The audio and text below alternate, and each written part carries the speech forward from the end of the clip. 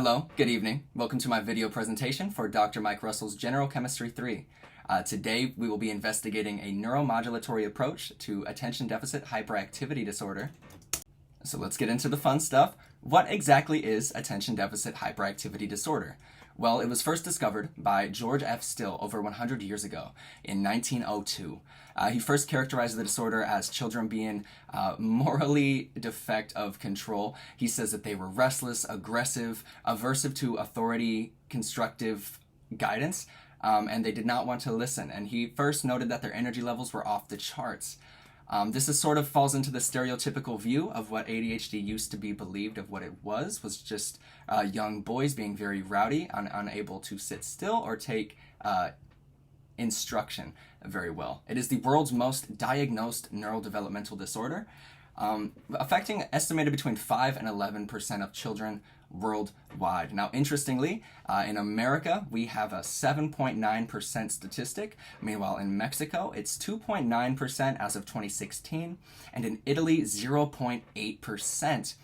Now, I would be curious to propose a question: how much of this is a neuromodulatory effect and how much this is environmental and cultural context? But we will get into that fun stuff very soon. So, brain scans have identified numerous physical differences between a neurotypical brain and an ADHD brain. There's many brain regions associated with a potential dopamine deficiency, and an overlaps in communication can cause an atrophy of certain brain regions to end up shrinking over time, and overstimulation of other brain regions that lead to the contribution of impulsivity, hyperactivity, and maybe the inability to focus for sustained durations of time. Now, certain key characteristics associated with ADHD include like a short attention span, an inability to sit still, excessive talking or communication difficulties. You're able to tell that they're not able to follow in a conversation at times.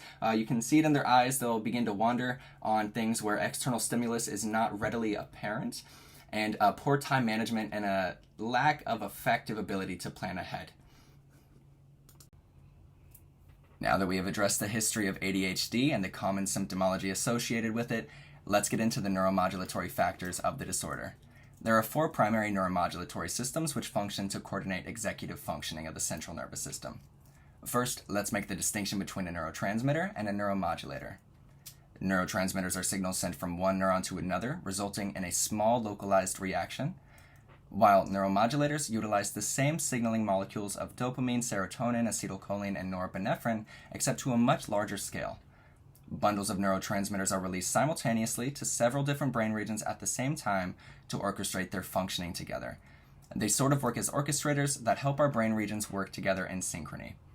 The 4 primary neuromodulatory systems are the dopaminergic, serotonergic, noradrenergic, and the cholinergic systems. Some core fundamental functions of these systems include: with the dopamine, promotes the pursuit of external accomplishments, and it serves as somewhat of the gatekeeper to what stimuli are consciously perceived by the prefrontal cortex. Now, dopamine is commonly thought to be the pleasure molecule, however, it is the opposite. Dopamine serves as the spark that propels the individual to pursue tasks that result in pleasure. Dopamine itself does not release pleasure on the individual. However, it does serve as the catalyst that makes you pursue things that will cause pleasure to be released, which is why dopamine serves such a critical role in goal-directed behaviors and reward systems. Meanwhile, the serotonin system does promote feelings of pleasure, fulfillment, and satisfaction. When serotonin is released, it makes you feel that you are fulfilled and you do not need to seek external pursuits to receive pleasure. Serotonin also serves important functions in emotional regulation, sleep, satiety, and digestion. One of the roles that serotonin plays in attention deficit hyperactivity disorder is the emotional dysregulation commonly associated with the disorder. The noradrenergic system is commonly known as adrenaline or norepinephrine, and it is known to be responsible for the stress response to stimuli in your external environment. It is also responsible for the level of alertness in your basal ganglia. And exciting new research suggests potential roles in memory creation, decision-making, cognitive flexibility, and your ability to direct conscious effort on tasks in front of you. The cholinergic system is commonly thought to only utilize the acetylcholine molecule in memory creation. However, new research suggests strong roles in directing deliberate focus efforts, guiding conscious awareness of external stimuli, and the regulation of goal-directed behaviors. One of the more exciting things of the acetylcholine pathway is it is responsible for your ability to conceptualize, visualize complex topics. ADHD is commonly thought to be a dopamine dysregulation disorder. However, that is not always the case. Reward deficiency syndrome is a dysfunction in the brain's reward system pathway via the dopaminergic neuromodulatory system. Reward deficiency syndrome results in the individual having the inability to focus, low motivational drive, indecisiveness, and the inability to plan with poor time management. All of these symptoms of reward deficiency syndrome are also tightly related to ADHD. RDS can actually be identified through genetical testing via a mouth swab because we're able to determine if the genetical transcription gene expression will occur in the brain where certain reward system pathways have much less receptors for dopamine to bind to than the standard neurotypical individual.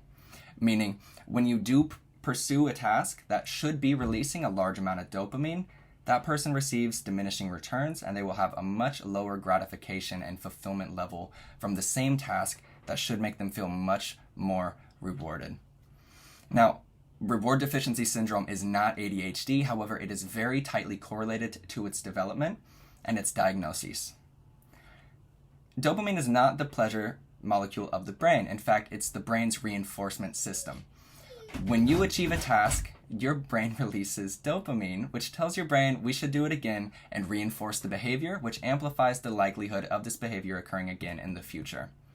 One excellent example of this in nature is that some plants have evolved to secrete caffeine in their nectar. That way when bees pollinate the flower, they actually drink a bit of caffeine, which reinforces the behavior of that bee liking that color of flower a bit more.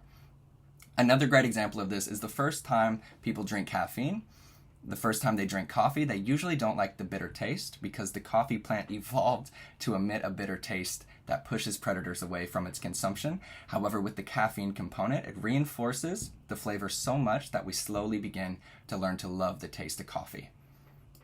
Individuals with ADHD are known to have a lower operating baseline of dopamine than those who do not.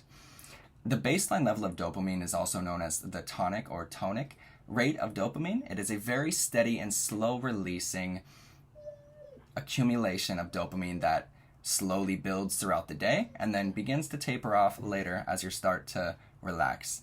However, we also have strong deviations from the baseline called phasic dopamine spikes, and these are what's known as a dopamine rush or a dopamine surge. These are large peaks and pits that fall after very exciting, very engaging activities. Now, the tonic release of dopamine in individuals with ADHD is significantly less than those who are not diagnosed with ADHD. This is known as the tonic tone, and it's the set rate of how much dopamine you release in a day. Now, because individuals with ADHD have a lower baseline level, this is thought to be the primary contributing factor as to why the development of substance abuse and many addictive behaviors are so much more common in ADHD because they are pursuing phasic, rapid responses of dopamine, and they do not have that consistent release of dopamine that keeps you engaged and motivated in more long-term pleasures. Considering the fact that ADHD is the world's most diagnosed neurodevelopmental disorder, great efforts have been made to synthesize effective pharmacological and behavioral interventions to remedy ADHD symptomologies. The CDC reports that 62% of children diagnosed with ADHD take prescription medication to combat their symptoms. The most popular medication includes routes of stimulants or norepinephrine reuptake inhibitors. Stimulants influence the dopaminergic neuromodulatory system to release more dopamine throughout the entire brain in several different regions, even throughout the peripheral nervous system.